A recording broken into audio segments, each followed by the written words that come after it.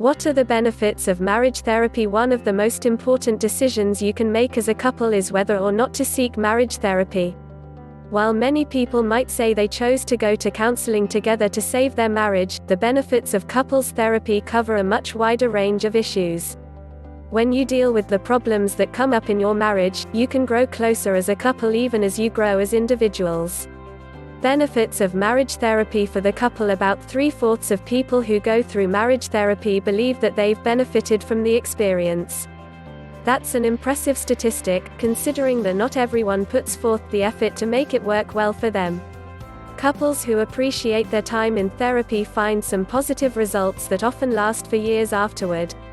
Often, when couples enter marriage therapy, a part of the reason is that they've drifted apart.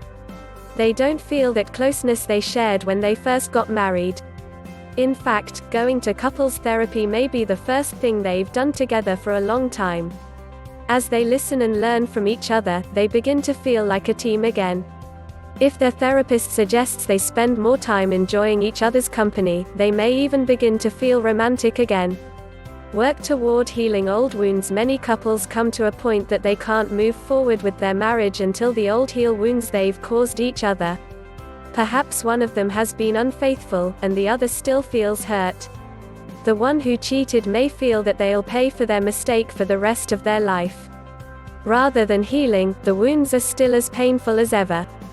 Feel heard by your spouse. One of the most frustrating things that happen in a marriage is that you may feel like your spouse just isn't listening to you. They may stonewall you or show no signs that they understand what you're saying. They may seem to ignore your needs. Through therapy, you can learn how to listen to each other, so you both feel heard and understood.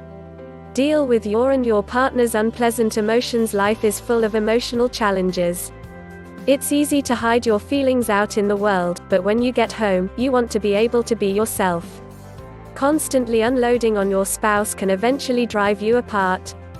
Your spouse may have no more idea of how to deal with your intense emotions than you do, and you may not know how to deal with theirs. When you're in marriage counseling, though, you can develop strategies for dealing with each other's painful emotions and helping each other accept and move past them. Learn to resolve conflicts as they happen. Conflict resolution is both science and art. Fortunately, marriage therapists are typically very skilled at helping you learn to resolve conflicts in your marriage. Waiting until differences become insurmountable obstacles to your happiness as a couple can end your marriage.